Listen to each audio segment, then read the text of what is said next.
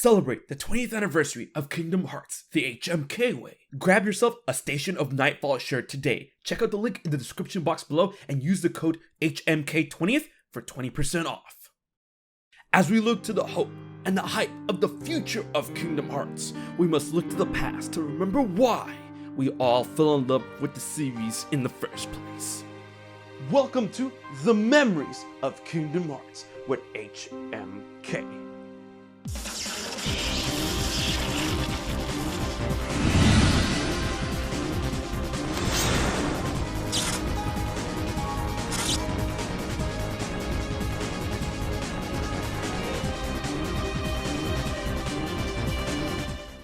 20 years ago, the world over received the grand game Kingdom Hearts, and it entered the hearts of many across the globe. With it easily and quickly becoming the talk of the town, many fans and gamers the world over wondered if we were going to get a continuation, a sequel, a follow-up to Kingdom Hearts. Well, with it being the first game, it also started the trend of the secret movies. But since Kingdom Hearts was in the beginning of its life, no one was prepared for the secret movie and the hugely contrasting thematic elements it presented for the prospects of the future. So for episode 1, we dealt with the Kingdom Hearts 2 secret movies, from Regular 2 and Final Mix, The Gathering, and Birth by Sleep. And then for episode 2, we dealt with the Kingdom Hearts 3 secret movies when it comes to Yozora, and of course, the bad and good ending to the secret episode after fighting Yozora. And now for the final episode, we go all the way back down to Kingdom Hearts 1 when it comes to vanilla and final mix of the 2 secret movies. Another side, another story, and deep dive. Now, this one is going to be a bit different when it comes to the perspective of how I handled the secret movie when I first saw it way back in the day. Both of them because Kingdom Hearts was still in its, first game, its fledgling years. You know, we didn't have a lot to go off of in terms of perspective when it came to Kingdom Hearts 2 and even Kingdom Hearts 3, because we had a lot of backstory to go off of in order to create theories and possibly wonder about what's going to happen with the future of the series. But Kingdom Hearts 1, the future, I want to say it was bright, because it turned out to be bright. I mean, look at it, 20 years in the making, ladies and gentlemen, but it was actually very dark, and literally dark, and thematically dark. You guys don't understand. When I first saw this as a kid, PS2, when it came to Another Side, Another Story from Kingdom Hearts 1, you guys don't understand. We have better versions of the secret movie thanks to 1.5, 2.5, and the internet HD upscaling and all stuff. But back in the day, watching this off those big ass TVs and just squinting my eyes to make out anything and stuff, it was rough. I mean, sure, we got a good amount of what was going on, but I was trying to get all the little details, and everything came at you so fast, it was crazy. The first biggest thing that threw me for a loop when it comes to Another Side, Another Story is that it dealt with a city. All right, first, we dealt with the world never was, Quadrom, San Francisco, more city areas in the future of Kingdom Hearts, but in Kingdom Hearts 1, we didn't really deal with a city. We dealt with, fantastical worlds based on Disney properties, nothing too metropolitan or anything like that. So dealing with a dark city with rain and the night and, a hooded figure, because we didn't really have organization coats back then. The only coat that we had was Ansem's coat that he was wearing before he, took over Riku's body and became Ansem, Seeker of Darkness, with the nice clean Xehanort coat. But we didn't have the dark coat, the organization coat. We didn't have that, right? So seeing that off the bat, playing this happy-go-lucky adventure was just ooh, whoa, we just went dark. We just went edgy. I like this, in the 2000s, you already know. So then you see this figure just walk into the city, rain, steam everywhere, and then he reaches Memory Skyscraper. We didn't know it was Memory Skyscraper, it was just a skyscraper. But as he's walking, a bunch of Neo shadows surround him, and I'm whoa, bigger shadows, a bigger Heartless. So those Heartless, they look like they've been working out. What's going on? And then we see another figure in a coat with long white hair, and I want to say okay, Riku, but he's wearing a blindfold and of course longer hair, as we found out it's older Riku. And then this character, this cool character. First of all, I'm yo, where's Sora? Is that Sora? Is that Sora? Did Sora get all emotional? And Sora, did he get all mad? Because of course, he had the hood on, he had some hair, due to the lighting, we couldn't tell if it was blonde or brown hair, or brunette or whatever.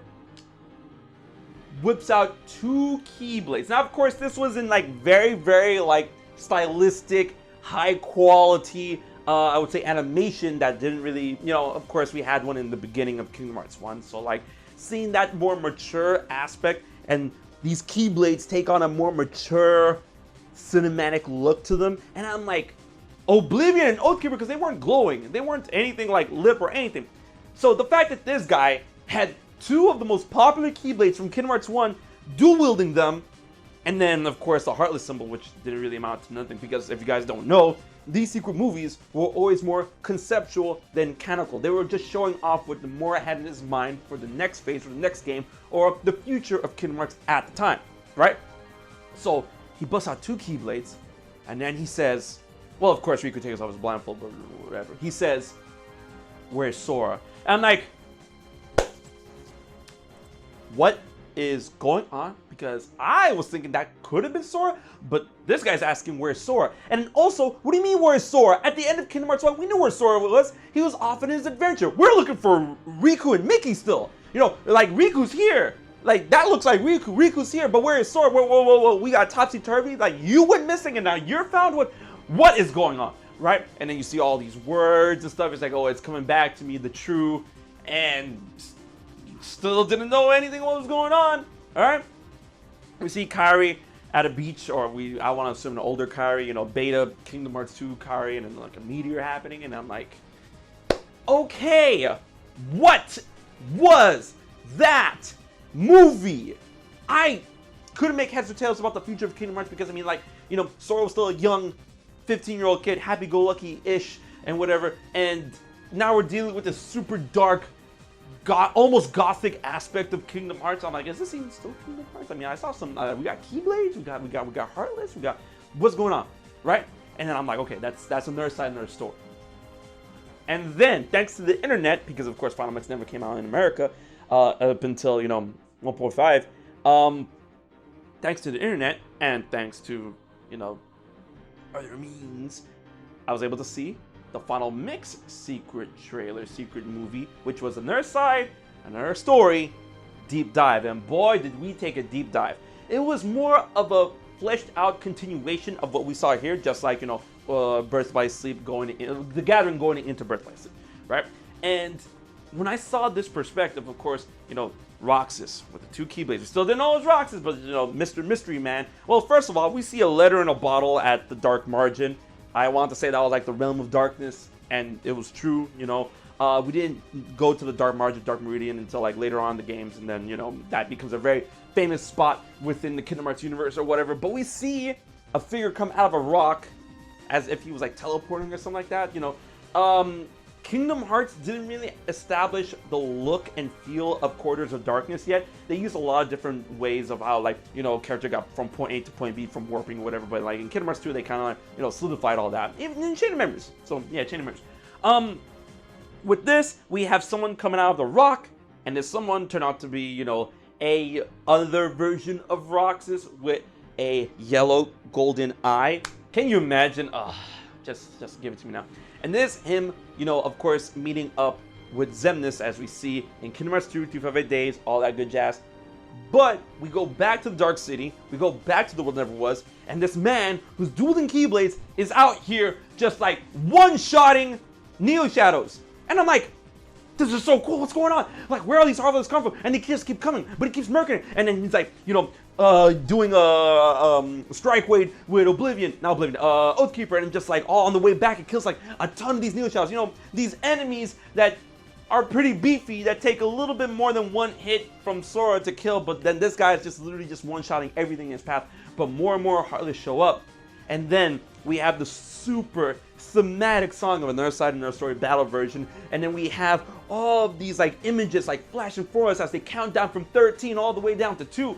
But it's crazy because within all that stuff, we see Roxas, one of the most famous scenes in all of Kingdom Hearts. We see Roxas heading towards Riku, just running up, and then a bunch of Heartless are getting in his way. He's like slashing all of them. Strike Raids Oblivion, tosses it to Riku. Riku catches it. But the thing is, when they're running and crossing each other on the screen, something that a lot of people like don't notice about this is that only in the secret movie, this wasn't in 358 Days or Kingdom Hearts 2 or whatever, the Keyblade that Roxas threw, the Oblivion, he replaced that Keyblade with Kingdom Key D, Mickey's Keyblade. So when he's running up past the screen, past Riku, Riku styles Oblivion, but now Roxas had Oathkeeper and Kingdom Key D, and I'm like, trading Keyblades, the true wielder of Kingdom Key D, the one who is always meant to have it, and then, you know, the Kingdom Key D is just an inverted color scheme of Kingdom Key, and Sora had the Kingdom Key, and I'm like, is this like Sora's brother, Sora's clone? And man, was I not far off the mark. I was not far off the mark, because of course afterwards we found out like that line from Zenith, which I'll get to, but I'm like, so why did he have the Keyblade? Is like, was he the one who was truly meant to have it? Truly meant to have the Keyblade? Is he like a twin to Sora, or like some sort of like anti-Sora? What's going on? Something, right?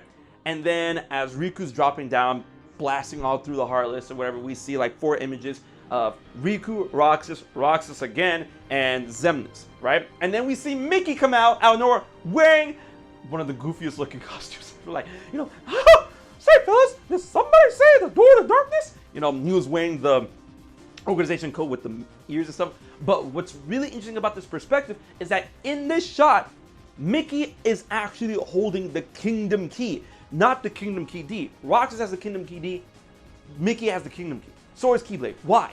And I'm like, did Mickey take it from Sora? What's going on? Because at this point we didn't have chain of memories or anything like that. So I'm like, something's not right. And then, of course, it finishes the conversation between Xemnas and Roxas, where Xemnas was saying, he looks just like you. And then you see Sora just like float through a super dark, cloudy, endless ocean, just like, whew. And I'm like,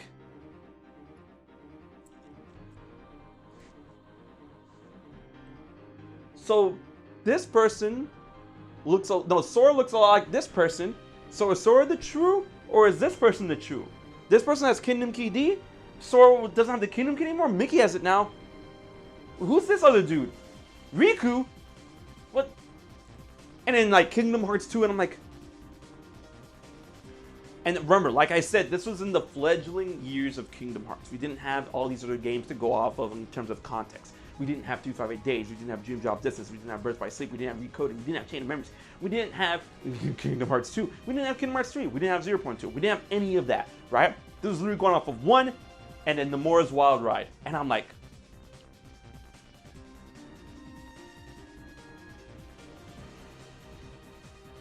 it was insane in the membrane, and I had no brain at that point in time. I was just thinking about, like the only thing I could go off of was Kingdom Hearts, right? So I'm like, is this tall dude? I have no idea who this tall dude is. At the first, I'm like, Ansem, but we beat Ansem. Like, is this like, and I had this like mini theory when I was a kid. We beat Ansem. This guy may be Ansem. I'm like, is this black coat like a recovery coat? Like, people who died are still able to be alive as long as they find the coat and restore their beings through the coat, like a regeneration coat? And I'm like, did something bad happen to Sora? And maybe he lost his memories, and this could be Sora, and he had the regeneration code, he's trying to regenerate his memories or anything like that. And Chain of Memories.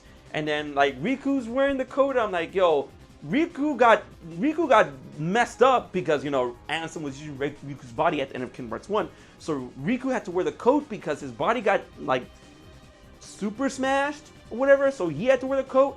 And then Mickey was in the realm of darkness as well, so like Mickey had to wear the coat in order to regenerate himself too, and that's why Mickey was wearing the coat. I was just, dude, I was all over the place when it comes to Another Side, Another Story. And to this day, I honestly think Another Side, Another Story, the deep dive version, the one from Final Mix, is like honestly my favorite secret movie of all time because of how wild it was and how it truly spelt the erratic nature of Kingdom Hearts, in which it can go onto any type of spectrum in terms of lighthearted to super dark and edgy, you know, all that good jazz. It was insane, and I loved it.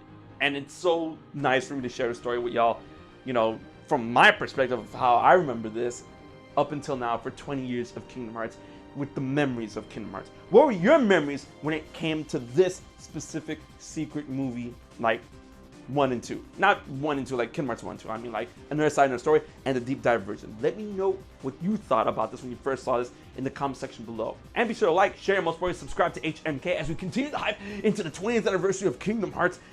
The event is almost upon us. And be sure to pick up a Station of Nightfall shirt, because Zora, he doesn't lose.